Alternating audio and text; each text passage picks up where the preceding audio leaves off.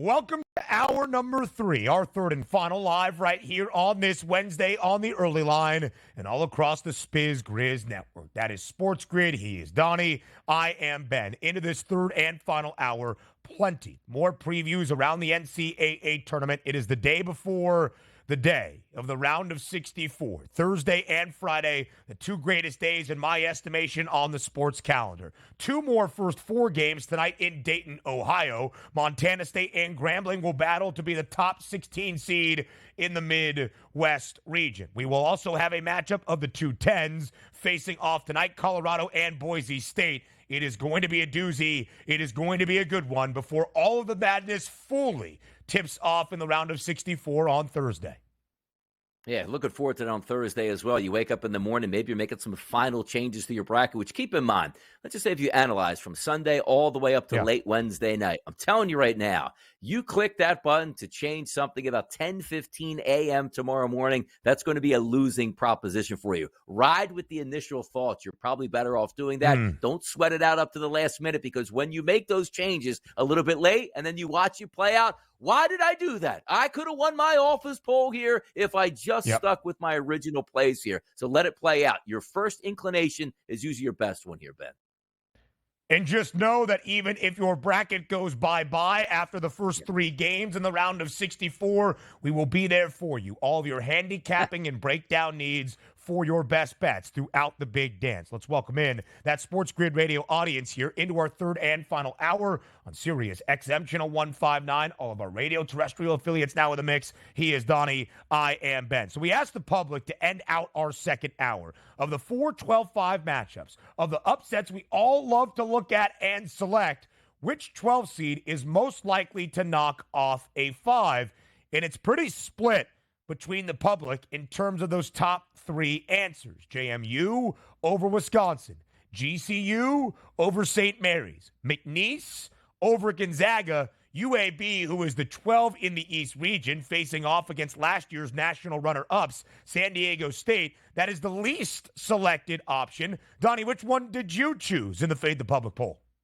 I actually went with McNeese State, which is kind of odd because, again, on my UConn right now, I have them winning the national championship and cutting down the nets, but yet I think their region is the toughest, and I would be surprised if UConn came out of that just because of how many tough teams they have to play. But I do think that Gonzaga is the right pick and will beat McNeese, but at the same time, McNeese does have some decent matchups going up against Gonzaga. As I said again, maybe McNeese covers in this game. I don't know if they win, but out of those seeds, who's most likely to pull off the upset, it's probably going to be McNeese. And also, you take a look at Grand Canyon at a plus 198 at this point. St. Mary's going to show them the door quick. And quite frankly, Ben, I wouldn't be surprised after, before the round comes in, the NCAA steps in and goes, I don't even know if Grand Canyon is in an accredited university here. So I don't know why they even got it included in this NCAA tournament at this point. JMU, solid team, but all of these teams here are solid upset bids. I picked McNeese State, and yes, once again, I think Grand Canyon was made in the AI, universe at this point.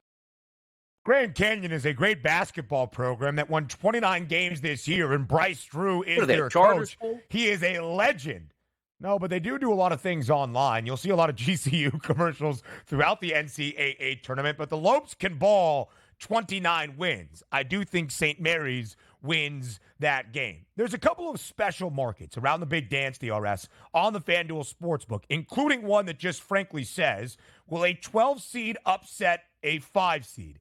The yes is heavily favored. One of those 4 matchups. The 12 seed wins outright.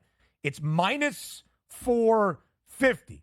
That's the upset we all look to. Since the field expanded in 1985 and we've had 12-5 matchups, 35% of the time, a 12 seed will knock off a 5. Not 35 of the tournaments, 35% of all of the 12-5 matchups we have seen since 1985. I could plug it into my calculator. I don't really want to do the math at this moment. And when you look around those matchups, DRS, and you look at what is the most likely, we have a 7.5-point spread in favor of San Diego State over UAB. The Blazers probably should not have been in the tournament, but they made a run through the American, and they got that automatic berth. St. Mary's in the West region is a 5.5-point favorite against Grand Canyon. As we go to the South and we see that 5-12 matchup that we have, it's Wisconsin and James Madison.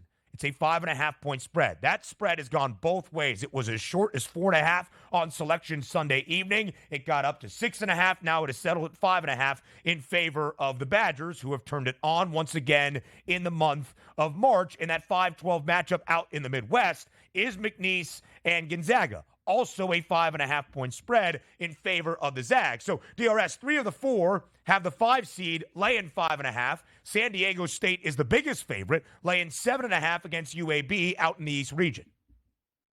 Yeah, and look, if you're just going on priors, right, the 5-12, isn't that where everybody starts on their pool? It's like, you know what, let me got to pick 2 or 4 of these. And I just got to told you, some years you look, Ben, and I do agree, like we're seeing pretty market numbers here for that 5 seed being heavily favored. In the past, you might find a 1-point line, a pick'em line, or even a favorite here on the 12 where they get so much steam. We're not knocking these 12 seeds. They're very good, but I think you brought up a great point here with UAB.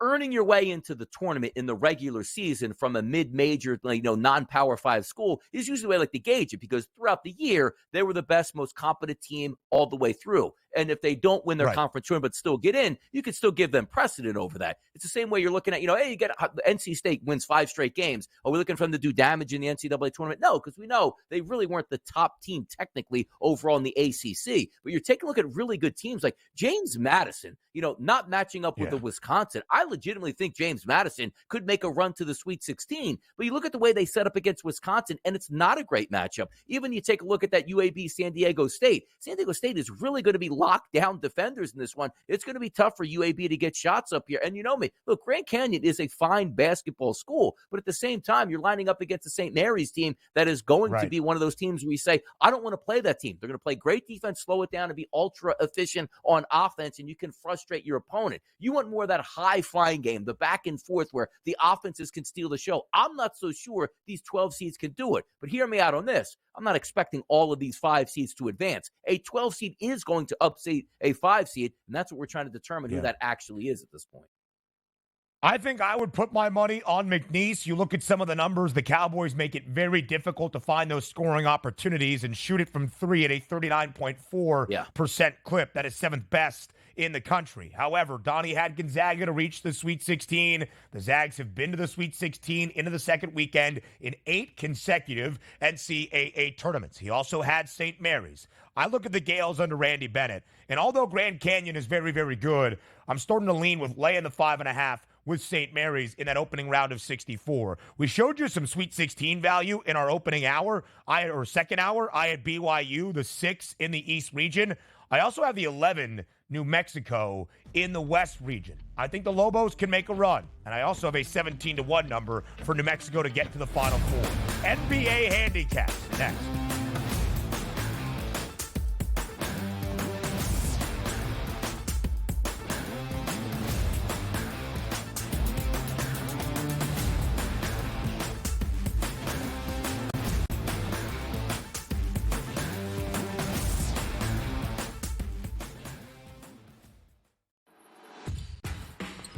SportsGrid's going to have you covered for this NCAA tournament. That's the movie that we know. When it's win or go home, they love to go home. Tennessee's now in my phony club. They should all get together and drink green tea. Furman's going to have a chance. That is a team I'm betting on right now. We are feeling this. You are feeling this at home. The excitement and the atmosphere. Only on SportsGrid.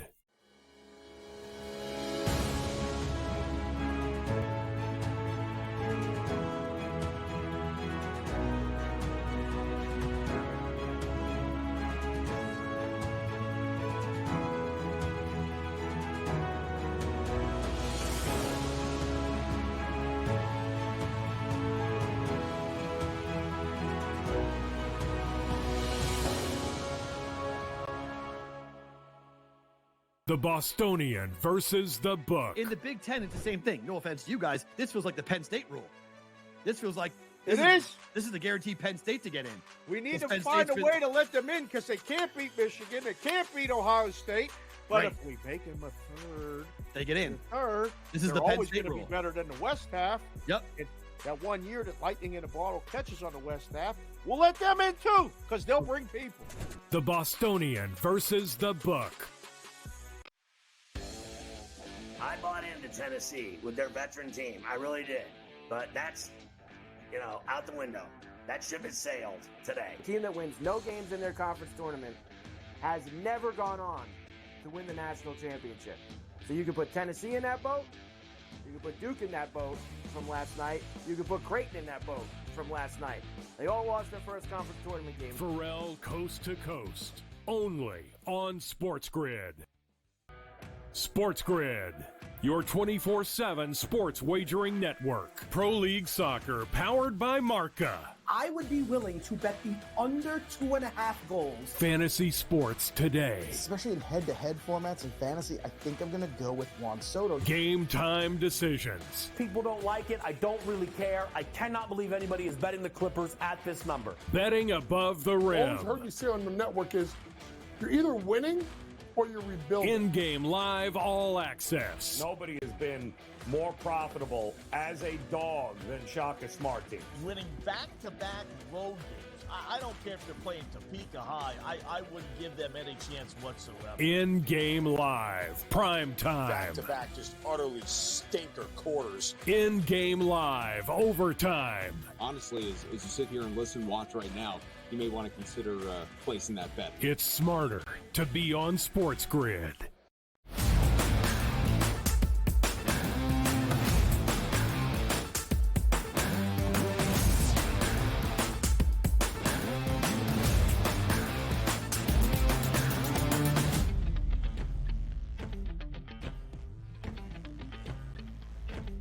We get back into the bracket in the big dance in our breakdowns in our next segment. But before we get there, some action around the association on this Wednesday evening. Again, less than 15 games remain for every team around the NBA. We are in that home stretch of the regular season. We will determine the teams that will play in the postseason, either in the play-in or just the regular playoffs, and what the seed lines look like in both the Eastern and Western conferences. And it's a big one tonight in Boston, but made slightly less big by the absence of Giannis Antetokounmpo, who will not play tonight for the Bucks due to a hamstring injury. So Boston at home, DRS is laying double digits, making a 10.5-point spread in favor of the Celtics against Milwaukee. And again, when you look at the standings, Boston has a full 10-game lead right now over Milwaukee for that number one overall seed. And the C's inside TD Garden, 31-3. Yeah, it's going to be hard to knock them off straight up, but you also are taking a look at, you don't have to stay within 3, 4, 5 points. You're getting double digits and plus here currently with the FanDuel Sportsbook, and a total that actually opened up at 222.5 and has risen to 224. Last time we saw the Bucks in a big game with Giannis out, Damian Lillard really stepped up to the table with a ton of assists and points at the same time. So if you're willing to bet on Damian Lillard by himself, that might be good because he probably can put up 25 plus shots tonight and have the ball in his hand just about in every possession. But also, I'm talking about the Boston Celtics, who this look-ahead line was really a 5.5 number and has ballooned now to 10.5, and rightfully so. They'll win this basketball game, but I got to tell you, I'm probably leaning towards taking the Milwaukee Bucks in this game just to hang around and maybe stay inside that number late. But also, if you're taking the Milwaukee Bucks, why wouldn't you just take a couple flyers on Damian Lillard? If he doesn't play well, they're not going to be in this basketball game, and he can play well and then still lose by 15 points. So probably more Lillard-centric than wanting to take that 10.5 points. But I don't think I want to lay the 10.5 with the Celtics, even though I think they win tonight. Listen, the Bucks have been on that post-All-Star break bump. They have won 9 of 12 games since the break, including in their last outright as an underdog against the Phoenix Suns, who always seem to struggle just a little bit in those marquee matchups throughout this regular season. The Bucks as a dog, though, just 4-7 against the spread this year. Boston has been booked as a home favorite in all 34 home games, of which they have won 31 outright, and they are 12-14 against the spread. On either side of the All-Star break, the C's went on an 11-game win streak. They won and covered in their final 6 games of that win streak. Then they dropped 2 in a row. Now another win streak for the Celtics. They have won 6 consecutive games, and they have covered in all 6 games, under in 4 of the previous 5. 54-14, the best mark in the association. That is what Boston has. They have a full 10-game advantage over the Milwaukee Bucks. Boston is going to be the best team in the NBA, both in the Eastern Conference and the league overall by the end of this year. If you are going to win an NBA championship, you are going to go through TD Garden in Boston, Massachusetts. No doubt about it here. And that's what you're waiting on. And also, we take a look at that. How sharp is Boston going to need to be down the stretch? Is rest going to be more important? Is playing high-tempo minutes here late in the season just to try to keep that team from gelling? But it does look like we're on a collision course as long as both of these teams are healthy between the Bucks and the Celtics. That's what we thought at the beginning of the season. And quite frankly, now it looks like that's what we're going to have, even though we're late in the season with roughly 15 games to go. No team has more than 48 wins around the NBA. Boston is the only one to do that, the only one to hit the 50-win benchmark so far, and they have 54. Plus 220 was that price you saw for the Celtics to finally win an NBA championship with this young core. The Nuggets, the reigning champs, just about $1 behind at plus 310 before you drop off to the Clippers at plus 550. Then it's that 7-1 number on Milwaukee to win the NBA championship this year, fourth best price. Boston is an odds-on favorite already at minus 140 to win the Eastern Conference crown. It's probably going to be closer to a $2 number. If it is 1 versus 2 in the Eastern Conference playoffs, that would be Boston hosting the Bucks in a 7-game series. A lot of time before we get there, but you can already see where the odds are starting to stack up. We go to Cleveland up next in the action that we have around the association tonight. The Cavs, just a 1.5-point home favorite, minus 118 money line against the Miami team that is even money plus 100. Small total tonight, 204 is that number. Cleveland in the 3 spot in the Eastern Conference standings. Miami currently in the 8th spot in the play-in tournament, but only a full game behind the 6th spot, trying to make their way out of that play-in tourney. Yeah, Miami not on a back-to-back, getting a little bit of rest here. Jimmy Butler expected to be in the starting lineup tonight, and that should be good enough for me. We're not expecting Donovan Mitchell to be in the starting lineup for the Cleveland Cavaliers. This line opened up as a 2.5-point favorite here for the Cleveland Cavaliers. The live look right now at the FanDuel Sportsbook has that down to 1.5, and I do agree with that. An ultra-low total as well as 204. Even some other outlets out there, Ben, showing 203.5. So not a lot of scoring expected, but here's the key. Again, we're handicapping these basketball games at 10 a.m. Eastern. A lot's going to change throughout the day. If Jimmy Butler does play for the Miami Heat, I'm going to back the Miami Heat in this game tonight. If he doesn't, I'd still be leaning towards the Cleveland Cavaliers. Simple as that.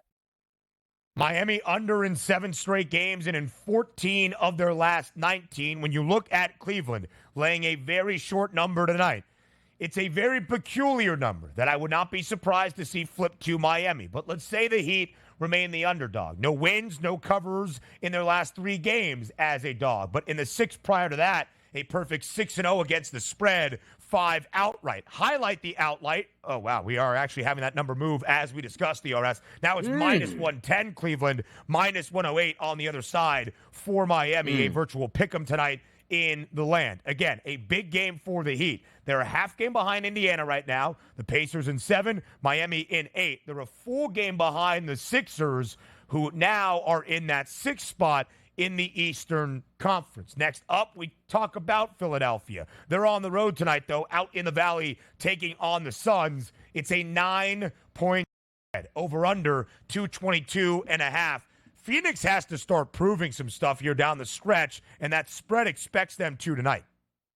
Yep, and we are waiting for them to turn the corner. I think this is a great night to do it. Now, the Philadelphia 76ers got that win over the Miami Heat, which was incredibly good for them, even though they were the favorites at home over the Heat, but that was on a back-to-back performance. Jimmy Butler didn't play. Now, the Sixers going out west, I think they get thumped tonight. I really do. The fact of the matter is, you're not as good as the Phoenix Suns. Sooner or later, the Suns are going to have to turn on. Also, let's take a case in point. If the Sixers go out and knock off the Suns, now, granted, it's 1 game of 82. The Suns are still going to make the playoffs, but it's just a bad look where you're not trusting them. These are the games when you're healthy, and the Phoenix Suns are, and the Philadelphia 76ers are not. You should win this game going away. Like, this should be a 125-105 type of game for me in this. A double-digit win for the Phoenix Suns should be on deck. If it's not tonight, now we're seriously going to ramp up what's actually going on, because unless Maxey drops 50 points and has an incredible performance, there's not enough firepower in the Sixers to hang around with the Suns. Give me the Suns by double digits. When you look at Phoenix, they are just 6-7 since the All-Star break. They've only covered 3 times in that 13-game span. In fact, they are the second worst or now third worst cover team after Charlotte got blown out last night in Orlando. 26-40-2 against the number is where Phoenix stacks up. 7-game slate around the NBA tonight. We finish in San Francisco. It's Golden State and Memphis. 11-point spread in favor of the Dubs. That total at 219. Golden State looking to bounce back from getting beat on their home floor as a 6.5-point favorite against New York earlier this week.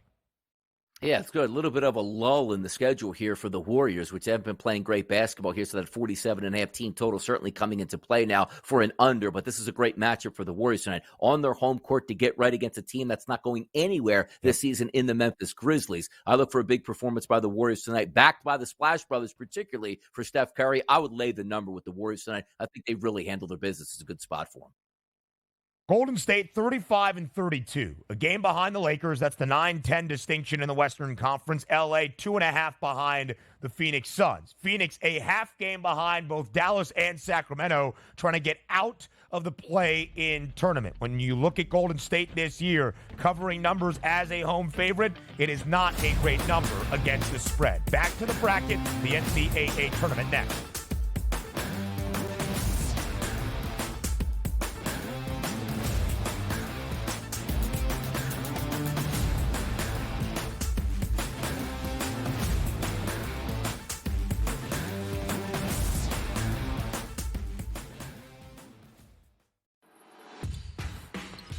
SportsGrid's going to have you covered for this NCAA tournament. That's the movie that we know. When it's win or go home, they love to go home. Tennessee's now in my phony club. They should all get together and drink green tea.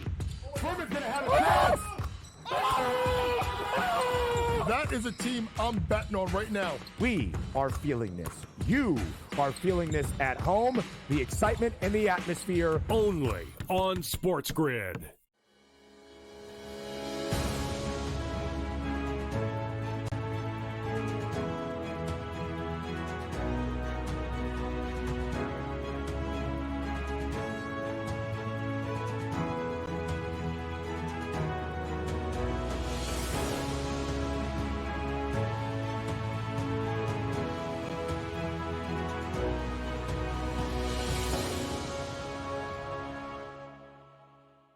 The Bostonian versus the Book. In the Big Ten, it's the same thing. No offense to you guys. This feels like the Penn State rule.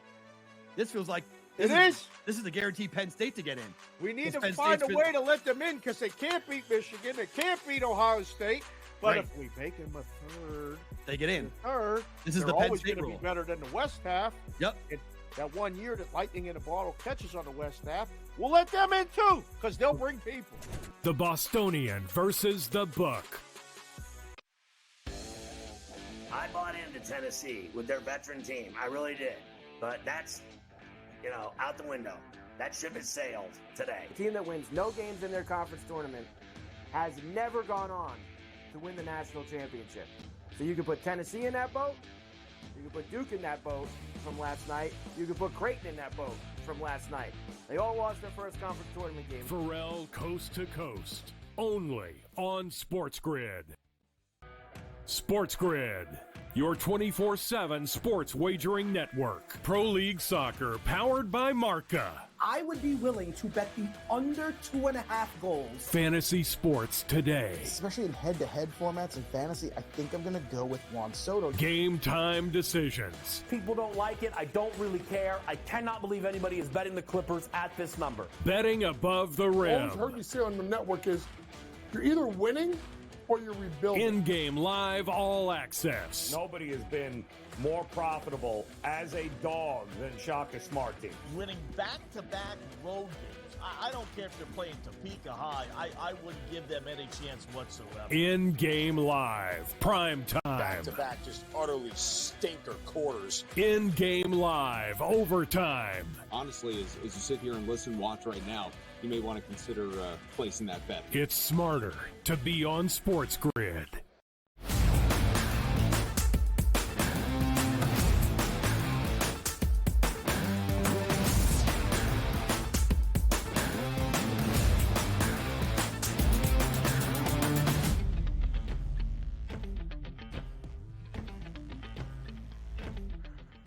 We are live right here on this Wednesday on the early line. It is night number 2 in Dayton, Ohio, to which we go dancing. The final night of the first 4 before Thursday and Friday, the round of 64, which really begins all the madness that we see in the 2024 men's NCAA tournament. It's Ben, it's Donnie, it's our coach, JY James Young, joining us here over these next 2 segments. We were live in person, all 3 of us together on Monday morning, following Selection Sunday. JY and I were there on Selection Sunday for our special to lead off Bracket Central, and now the coverage really ticks up, JY, just over 24 hours away from when the round of 64 begins.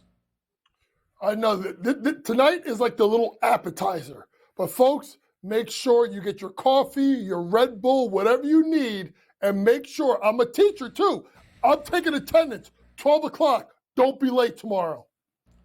We will not be late. That is for sure. All right, JY, many different angles now to look at the NCAA tournament. It's not just your bracket. It's not just your best bets in the round of 64 on Thursday or Friday. It's not just how you look at the path through the madness. It's which individual will be standing there at the end in Phoenix in a Final Four, leading his school to a national championship. And right now, the favorite to win the most outstanding player in the Final Four, his name is Zach Edey, and he stands at 7'4". He is going to win his second consecutive National Player of the Year award this season for what they did during the regular campaign. But now it's Purdue's time to have their season defined by March, and it will all go through Zach Edey. Would he be, in your mind, JY, booked as the rightful favorite to win the MOP? Well, listen, he's the most dominant player in college basketball. So if you think that Purdue's going to make a run and Ben has them winning a national championship, I have them going to the Final Four, then you think so. The most dominant player, that jump hook over the left shoulder is downright unbelievable. But to me, we've talked about it. It's going to be the guard play. Now, think about this. This guy was like a minus like $250 million to a National Player of the Year. But you see the odds are getting shorter between him and UConn. That's because of what UConn, it has more to do with the fact that there are multiple people on the UConn team that could win the MVP or most outstanding player, I should say, of the Final Four. So Zach Edey, well-deserved. But like I've said all along, folks, he needs help and he needs his guards to knock down shots. And by the way, I look at that, and I think the pricing is correct at an 8-1 price. I would never bet it because I don't think Purdue is going to win the national championship in my mind. But then you're right, Coach. You're taking a look down the list. Other players here, there's multiple good guys here. Like if Zach Edey, put it this way, if Purdue wins a national championship, it's not going to be like, hey, man, Edey was terrible the last 2 games. 6 points and 7 points combined in the Final Four in the championship game. That's not happening here, so we understand it. But also, looking at the dominance that UConn is, also UConn is the toughest region overall, and the embarrassment of riches. When you go back to that run, Coach, last year for UConn, like Klingon was coming off the bench because they had Sonogo in front of him. How talented that was almost like, where did this team come from? So moving forward and looking at UConn, is Klingon going to be the guy? But I know how you think the same as me. Outside of Zach Edey, it's usually a guard-driven tournament. The big games come from the guards. The big moments come from the guards. Talk to us about here for some of the UConn guys to take a look at if you believe that they can cut down the nets with a legitimate chance to be the MOPs. Well, if you really think about it, to me, it's got to be Tristan Newton. Why, folks? He's got the ball in his hands the most, right? They run the wing ball screen. The fact that he can get you many different ways, shooting a 3, driving the ball, leading the break, getting assists, getting rebounds. He's going to have an equal opportunity. And then also, folks, you have to figure this. It's got to be about how teams defend, right? So think about this. If they play Purdue in a national championship game, Klingon is not going to be the guy that's going to have to score for them. It's going to be the advantage at the guard spot. You look there. If it's Houston, Newton's got to outplay Jamal Shedd, right? So you got to look at it. If it's Creighton, it's calibrated. Those guys offset each other. So to me, it's more of a guard-dominated game. Purdue is the outlier with Edey, but think about it. When was the last time we saw a dominant big team that didn't have outstanding guard play not win the national championship? That's why I would not go with Klingon. I would go with Newton, unless the only big I would take would be Zach Edey. Tristan Newton does it all for Dan Hurley's Huskies. He has had a triple-double throughout this season for Connecticut. In fact, that market moving just a little bit. Donovan Clingan has moved back by $1. He's now 12-1, tied for the second best number alongside Houston's Jamal Shed, $1 off Tristan Newton's price. He is now 13-1. Tristan Newton was named a first-team AP All-American yesterday, as was Zach Edey. In fact, it's Edey's number most correlated to the national championship price of his school. Purdue to cut down the nets, 7-1. Edey to win the MOP, 8-1, only $1 of difference. So let's keep looking at the All-Americans that made out the first team and where they stack up in the most outstanding player odds. That would be Jamal Shed, one of the leaders for this Houston team. The Cougs, the second best price to win a national championship. 12-1, the number on Jamal Shed. What does he mean to Kelvin Sampson's crew throughout this NCAA tournament? He's the engine. And if you think about it, folks, when you watch Houston, first things first, they walk the ball up the floor, right? Secondly, they D you up in the half court. So to me, it's something you see on your eyes, Ben, right? What's the first thing you see with Houston with the basketball? It's Jamal Shed walking the ball up the floor. What's the first thing you see when the ball's coming the other way? It's Jamal Shed in a stance defensively. So he's the guy you're going to see the most out of a team like Houston. But I'm going to say this. If I were to take a guy on Houston, I think I'd take Cryer, because Cryer's got, when you see some of the games that Cryer has had this year, he has to go off, right? Because they need that secondary score, because sometimes Jamal Shed's shot is off. You think about how the game against Iowa State, they were all off. That 7-point performance, 3 of 12 from the floor. But then you look at some of the big games down the stretch, 25 points in that win versus UCF, 23 when he was unbelievable, Ben, in that second half versus Oklahoma, 22 versus Cincinnati. He's been the guy, probably, I say, since the middle of February, that's really been their top scorer. So to me, unless you want to split it and take both of them, which doesn't make sense, you just take them to win the national championship. If you ask me to take one guy, I think I'm actually going to take LJ Cryer over Jamal Shed. For taking one guy from the University of Tennessee, it's going to be Dalton Connect here at the FanDuel Sportsbook, coach. 25-1 price here to be the MOP. So granted, if Tennessee wins, it's probably going to be on his back. And also, twice roughly in the last month alone, we've seen a 39-point effort and a 40-point effort out of Connect. We know it's deep there in the tank. Talk to us about Tennessee as a team and also the thoughts of Dalton Connect, who averages around 21 points per game here, but with the ability to elevate into the 30s. Hey, I'm gonna start calling him Connect 3, because when he gets open, he lets it fly. He can shoot, and he can score in all different ways, guys. And he's been, let's be honest, he's been the best transfer this year. He's number one, and then probably Cam Spencer is number two in regards to the best transfers this year. And he elevates his team because of his ability to shoot it from three. He shoots it nearly 40% from three. They shoot 34.2% of his team. You look at some of the other guys, even Ziegler, second guy, he only shoots it at 35.2. So to me, you know, Dalton Connect's going to have the ball in his hands, and he could be the guy with all the studs that Rick Barnes has had over the years. He could be the guy that can lead them to the promised land of a Final Four. He is certainly capable of it, but here's the problem with Dalton. When he is off, they have problems. I know they got other guys, but look at some of the losses that even Mississippi State with only 14 points, shooting 23.5% from the floor. If Connect don't connect, Tennessee can't make a run. It is a very good point. Zakai Ziegler is the point guard that orchestrates everything. He wasn't even in the big dance for the Volunteers last year due to injury. Tennessee has been to the big dance 5 consecutive seasons under Rick Barnes, but never into the Elite Eight, and only twice into the second weekend. Dalton Connect, for my money, is the best pure scorer and bucket getter in the field of 68. He won the SEC Player of the Year award, one of those members of the first-team All-American crew as designated by the AP. The other one was R.J. Davis, who had an outstanding year for North Carolina. So much veteran experience back for UNC. The big man down low in Armando Bacot. And then really R.J. Davis had a career year in Chapel Hill. UNC in the West region, JY, very up in the air, very up for grabs. What does Hubert Davis need out of his star point guard to get to the promised land in a Final Four berth? He's got to play like the All-American he's been. And it's interesting, folks, because to me, even though he scored 16.1, last year. He's been almost unlocked, Ben. Why? Because he doesn't have to share the backcourt and the ball with Caleb Love. And that's why his game, you know that Caleb Love slander was coming at some point, but there it was. I'll do it really quick. But a guy like RJ Davis has been outstanding. To me, him and Baycott really give an inside-outside game.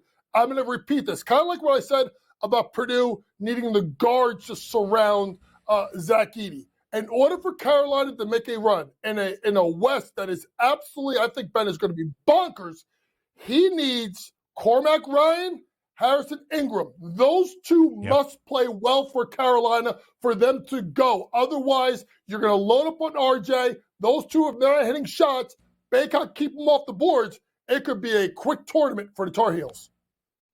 I think North Carolina is, as you would design an NCAA tournament team, a roster you would stare at. Armando Baycott down low. RJ Davis as one of the best scoring guards in the country. Elliot Cadeau, a great point guard facilitating things, albeit a freshman. Harrison Ingram is a guy that does everything. And Cormac Ryan can shoot the lights out of the basketball like he told the crazies inside Cameron Indoor at the end of the regular season. By the way, RJ Davis and Caleb Love tied for the 7th best price to win the MOP, both at 22-1.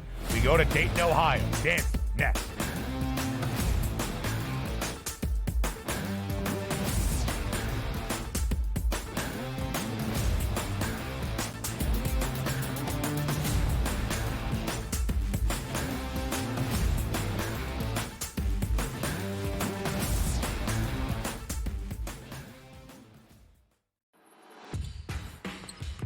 SportsGrid's going to have you covered for this NCAA tournament. That's the movie that we know. When it's win or go home, they love to go home. Tennessee's now in my phony club. They should all get together and drink green tea. Furman's going to have a chance. That is a team I'm betting on right now. We are feeling this. You are feeling this at home. The excitement and the atmosphere. Only on SportsGrid.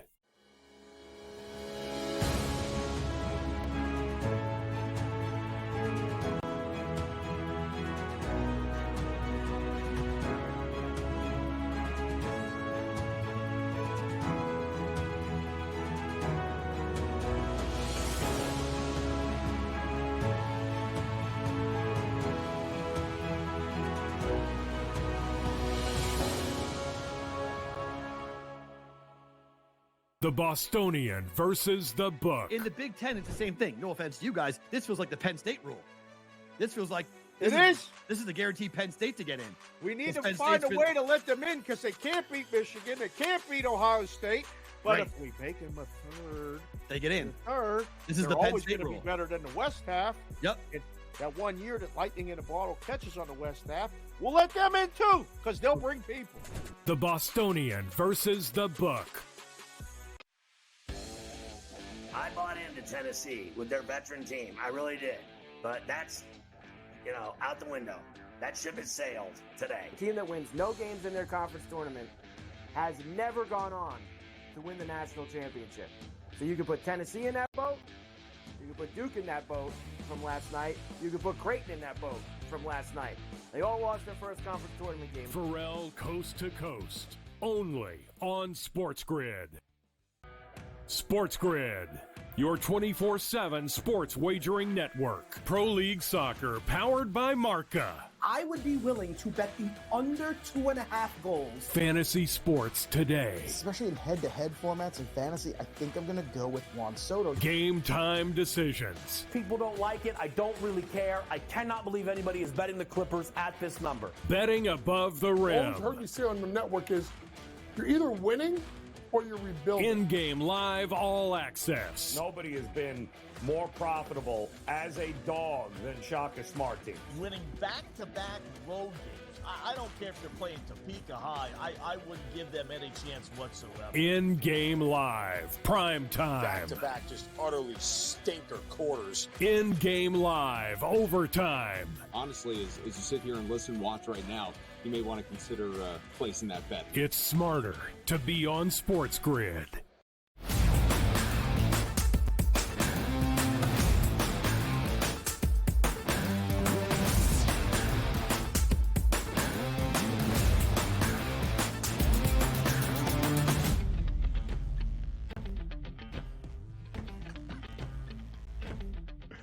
Live right here on this Wednesday on the early line on SportsGrid, like we did in studio on Monday morning, even if it is virtual. We run a little bit of a three-man weave here to get you set for the second night of the first four in Dayton, Ohio. I am Ben. He is James. That would be JY, the coach, and DRS, Donnie right side on the outside. So as we look at what has happened in Dayton already and set the stage for night number 2 and the ramifications after the first four, as the round of 64 fully gets underway on Thursday. JY, let's go back to last night. I'm sure you have some thoughts. All of us had some assessments of what we saw in the nightcap between Colorado State and Virginia. 25-point win for the Rams. They easily cover as a 2.5-point favorite. Virginia scores 42 total points, so the total for the game of 120 in a hook stays well under. JY, if you could sum up your thoughts from last night's nightcap in Dayton, how would you do so? I mean, that's how I summed up. I mean, that was, listen, shout out to our guy, John Fanter, who had the tweet of the night. He said in the last, 14 minutes, Virginia scored as many points as St. John's, Seton Hall, Oklahoma, Indiana State, and Providence.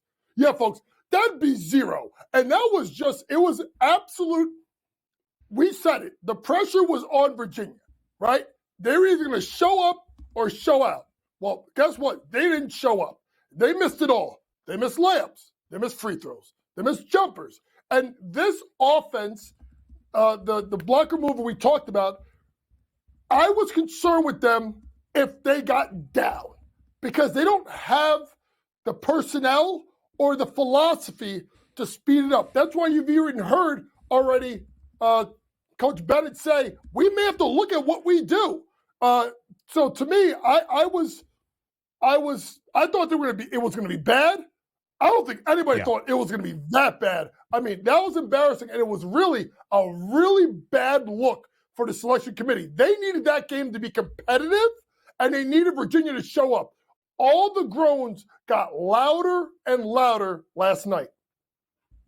And also, Coach, you take a look at so many times in the past. We've seen teams in the first four like, oh, they shouldn't be there. I don't know why they're here. They got in by the skin of their teeth. Teams like UCLA. And even in the past, Ben's alma mater, Syracuse. A couple times they got in where people didn't think they should be there. But what do? They went on a run, won 2 or 3 games, and the committee's like, that's why we backed them here. So you sort of back off. Everybody's stepping up to the table. You're like, man, how did Virginia get in? We don't want to watch them play. And then they lay that clunker out there, which was ultra impressive here, barely being able to get into the 40s. But if we flip it forward here in the Midwest, you take a look at a team like Colorado State that did get that win. Coach, talk to me about this because I always like this. You're in the first four here. You won a basketball game. The nerves are already gone. You're traveling. Now you're looking to take advantage of some momentum. They're going to take on Texas coming up next. Could that be one of those effects where they picked up that victory, they're feeling comfortable, and you can knock Texas out and move forward? Talk to us about the team of Colorado State maybe getting to the Sweet 16 now if that's possible. I think, Donnie, you make a really great point. Sometimes you win that first 4 game and you've relaxed. You know, you've played better. You know, this is a matchup with Colorado State that they could win. They got guys who could score. And I thought their ability to run their wing ball screen and attack gaps and even run their prints and stuff to kind of get Virginia moving, using the pass and the dribble to move the defense, I thought was really, really impressive. And it sets up a team in Texas, guys, that's getting healthy, but they're all over the place. Like, you don't know what you're going to get out of Texas on, forget a nightly basis, almost a possession-by-possession basis. So to me, I think Colorado State is the play to win versus Texas, just like the first 4 matchup tonight.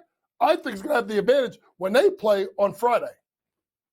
2.5-point spread in favor of Texas. I'm still trying to find something that has allowed the Longhorns to be on the 7 line. I'm still trying to find something that Texas does really well. Isaiah Stevens, who is the best player for Colorado State, only had 5 points last night, and the Rams won by 25. Nico Medved has a great team, and I think Colorado State wins that game outright. I'm going to bet the plus 2.5 and the money line for CSU, now the 10 seed in the Midwest region against Texas. So now let's move it forward to what we are going to see on night number 2 in Dayton. What a game it is. In the final game of the first 4, another Mountain West team, Boise State, against another team from the Rocky Mountain State.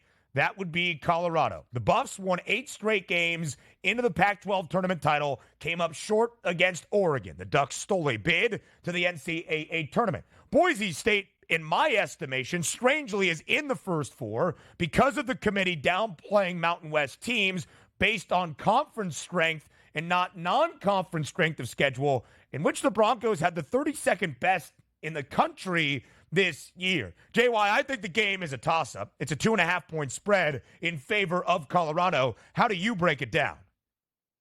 Well, if you look at like the metrics from Synergy, like points per possession, both offenses actually should have a little bit of an advantage. If you look at Colorado, they're 44th in points per possession. Boise State defensively 169th.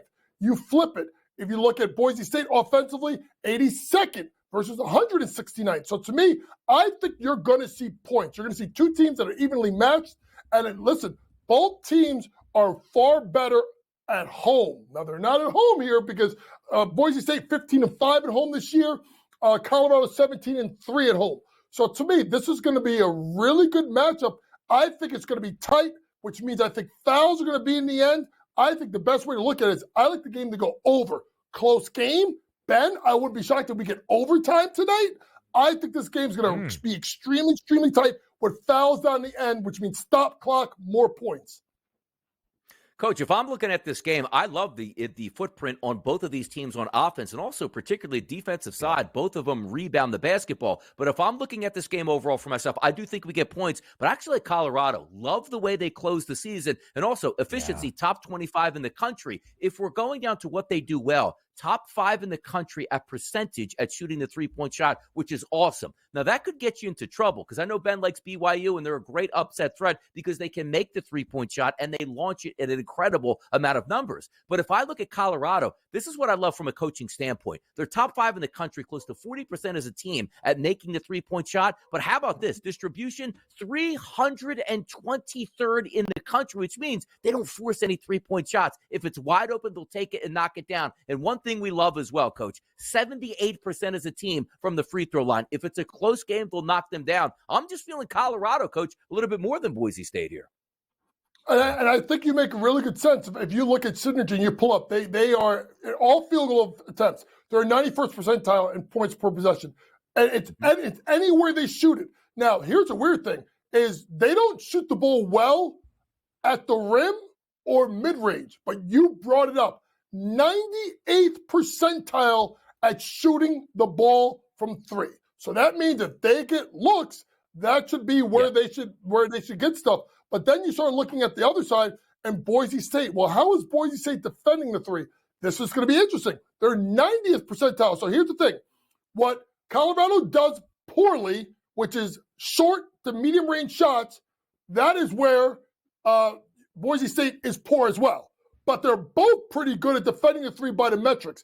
I do think you go by, at this point, who's playing better. You are right. The better team as of late has been Colorado. So Colorado should get a win in a great game tonight. Boise State over in 4 of its final 6 games. Colorado on that 8-game win streak into the Pac-12 tournament title game. 5 games as a single-digit favorite. They covered in every one of those. I think Donnie's point about the effective field goal percentage for the Buffs, 55.6%. That's top 20 in the country. They have so many ways to score. They don't hoist a lot of threes, but when they do, they're the 5th best three-point shooting team in the country. I wanted Boise State because I think they got the short end of the stick in terms of how the Mountain West had their 6 berths into the NCAA tournament. And for whatever reason, the Broncos were looked at on a weak non-conference schedule and slated into the first 4. But I think I agree with the odds movement that now has the Buffaloes as a 2.5-point favorite. I will say this for the Broncos. 7 times in Mountain West play this year, booked as an underdog, both 5 and 2 straight up and against the number. The first game in the first 4 in Dayton tonight, the matchup of the 16 seeds where Purdue awaits in the Midwest region. Montana State, the unlikely champions of the Big Sky, knocking off their in-state rivals, Montana, in that tournament title game. But the Bobcats accustomed to the big dance. They have been here now 3 consecutive years. Grambling making its first ever appearance in the NCAA tournament. And that 3.5-point number, JY, is no longer. It's a 4.5-point spread now in favor of Montana State. And it makes sense. A Montana State team that's in the top 80, I think they're 76 and points per possession. But here's the thing, folks, I look at. They also, in possessions offensively, 274th according to Synergy. They take their time. They shoot the ball well, effective field goal percentage of 54.1%. They don't turn the ball over a lot. So to me, they kind of look like a team that will get the game at their pace. They will slow it down. And this is a game that they're going to kind of, if I would say, Ben, kind of chip away. Probably close at the break, slowly start to pull away in the second half. Montana State is the play here. They should be able to knock off Grambling. I think by the end of it, it'll probably be by about 10 points or so. Trying to equate, 2 different conferences playing each other is always difficult at this time of year. It's why it's a lot of fun to see these matchups that we wouldn't see. But the one things that I look at, Coach, where I say to myself, really are a killer is, can you shoot free throws when it matters? Not really for Grambling State here. 250th in the country at 70% as a team. But more importantly, protecting the basketball. Montana State doesn't have a great defensive team, but they're top 75 in the country at turning you over from a defensive perspective. And a team like Grambling, 341st in the country at turning the basketball over. Coach, 21% of their possessions don't even end with the shot. It's a turnover here. I just can't live up to that. Also, just looking at Montana State on offense, the efficiency isn't really there. Not so much, but if you take a look at their footprint, decent three-point shooters, decent inside the arc, decent from the free throw line, it's got to be Montana State for me. Looking at this game overall, slower pace tempo for me. Maybe the rims are a little bit tight, Coach. I got to go ahead. I'm going to take Montana State here as well. I agree, and I think that's the thing you look at is as teams line up, you want to find wherever you can find an advantage. Montana State shoots the ball from 3. They make their free throws, and they don't turn the ball over. That's a recipe to win games versus a team in Grambling that kind of throws the ball around the gym a little bit. So Montana State should be the play here. But listen, guys, here's the great part about March. We can talk all the analytics we want. It's 40 minutes. Right. We looked at last night. You look at last night's game, between Howard and Wagner. Well, Howard's supposed to be the good shooting team. It wasn't Howard. It was Wagner that shot the ball well from 3, shooting it almost at 50%. So we could talk all you want. Watch the game closely, folks, because everything is thrown out the window once they throw the ball in the air and start the game. I also think when you look at the Ken Palm efficiency ratings, Grambling checks in at 267. Montana State, despite a down year, is closer in the low 200s, 209. A huge discrepancy. Yesterday, Howard and Wagner separated by about 10 spots. Both were the bottom 2 teams in Ken Palm into the field of 68. Now, Montana State, their former head coach, Danny Sprinkle, now in his first year at Utah State. But 2 years ago, they won 27 games into the NCAA tournament. Last year, 25 games. This year, just 17 and 17. But I think the Bobcats are just the better side. They do things offensively well. Nothing really in terms of offensive creation for Grambling. But in their first ever NCAA tournament appearance, as JY said, it's called Madness in March for a reason. JY, I'll see you tomorrow. We give you a best bet. Up next, live right here on the Early Line.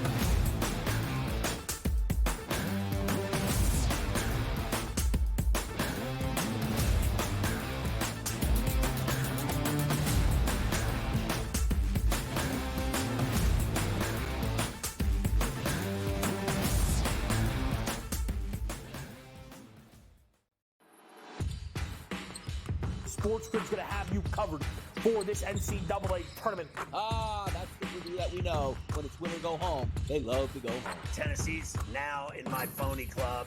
They should all get together and drink green tea. Truman's going to have a That is a team I'm betting on right now. We are feeling this. You are feeling this at home. The excitement and the atmosphere. Only on SportsGrid.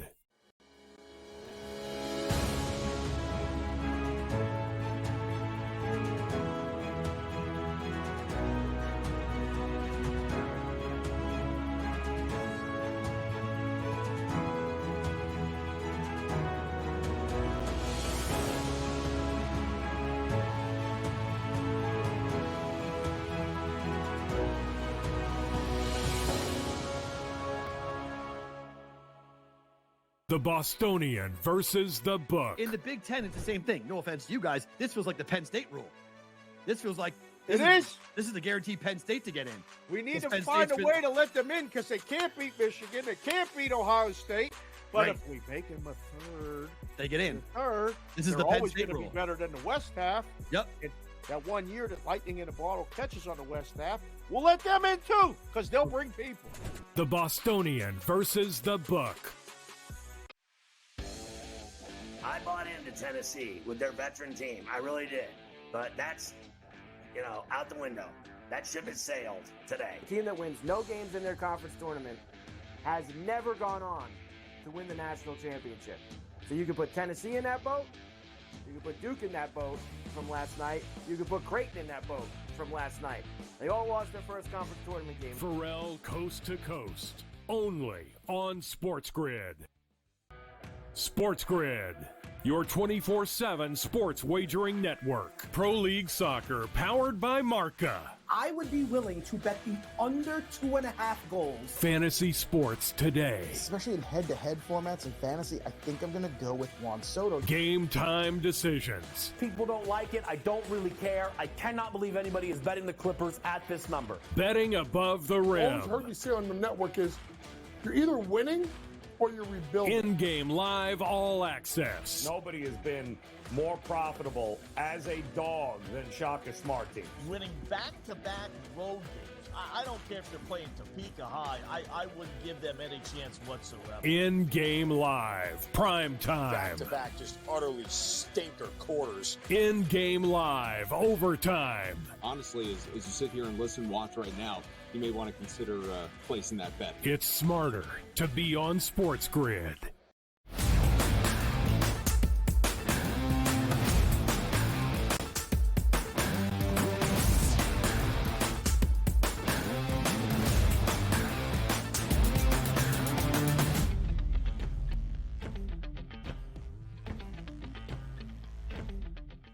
Closing out our 3 hours together, live right here on the early line on SportsGrid and all across the SportsGrid network. He is Donnie Rightside. I am Ben Stevens. Before we say farewell and before we say goodbye, it is time for a best bet. So let's dive right in. It is time for bye, bye, bye.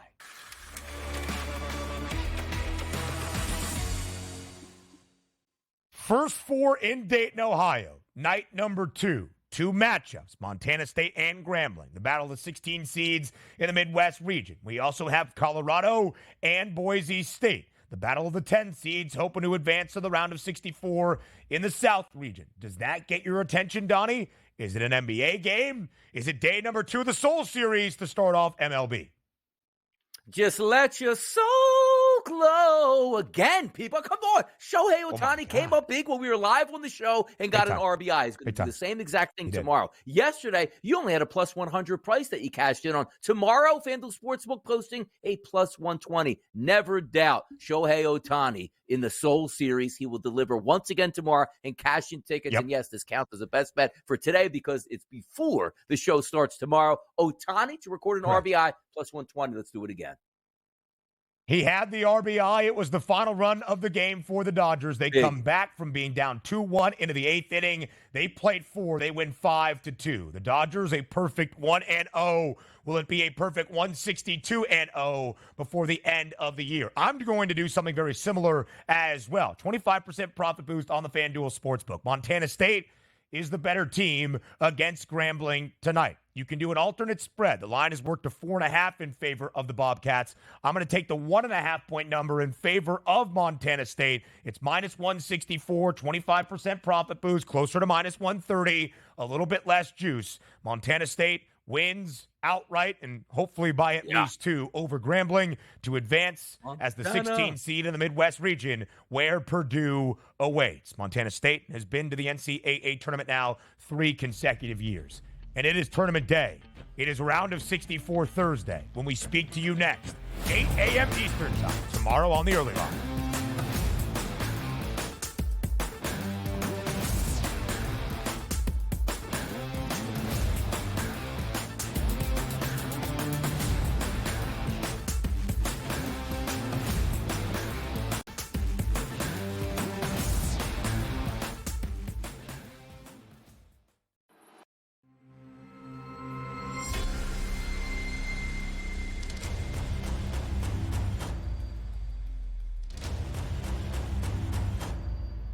smarter to be on SportsGrid.